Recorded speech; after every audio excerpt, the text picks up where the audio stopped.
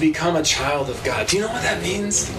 Marion, you can go up to somebody and say, I'm a daughter of God. Hallelujah. I'm a child of God. Child of God.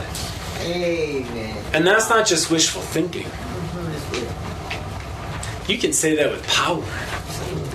You can say that with power. If you've received Jesus, you have power within you to be able to say, I'm a child. Amen. That doesn't mean power to move a mountain. That doesn't mean power to lift ships out of the sea. That doesn't mean power to raise the dead to life. That means you have a power. You have an authority. You have a standing. You have a position that you can now say, I'm a child. I'm a child of God. It's kind of like if Nate were to come over to me, would he ever say, I'm a child of Timothy? It'd be very strange, right? Words, Nate, probably.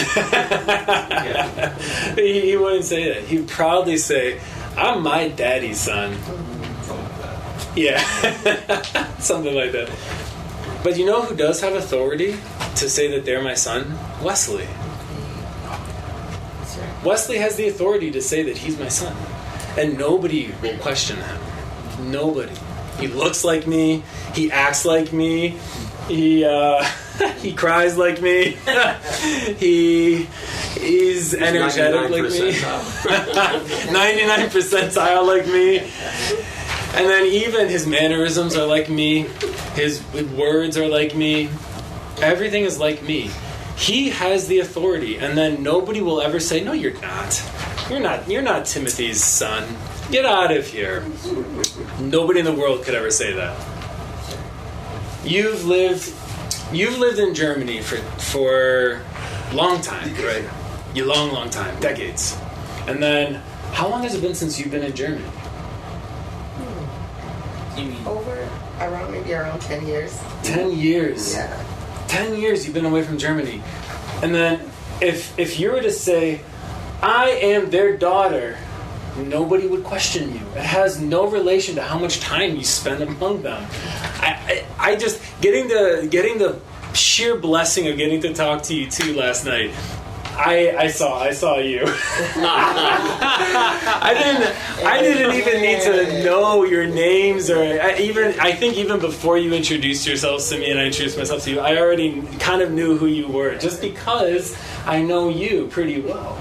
And so you can confidently say, I've got authority.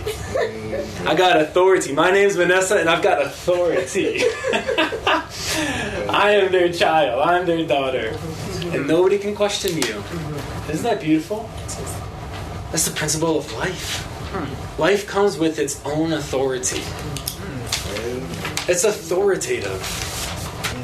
No dog could ever say that they are part of my blood. Wesley can say that he's my son, but my dog cannot. A dog cannot say I am Timothy's child.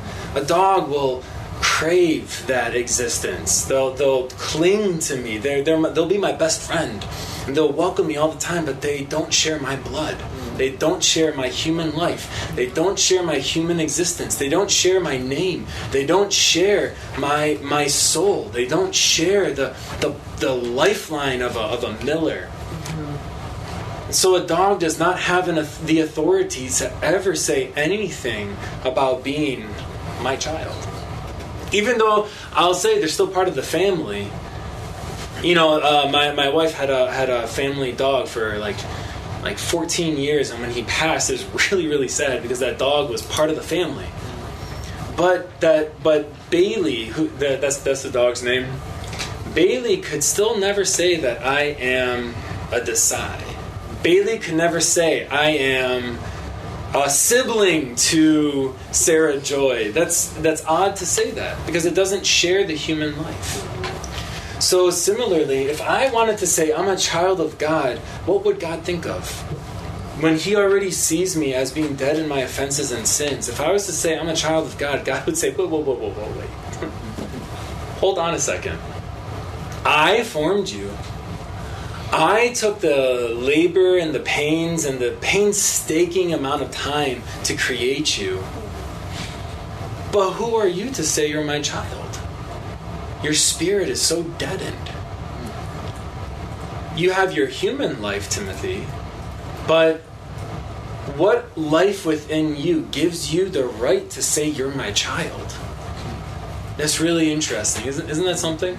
God created us, and yet if I'm only in my human existence, I don't have the right to say I'm a son of God.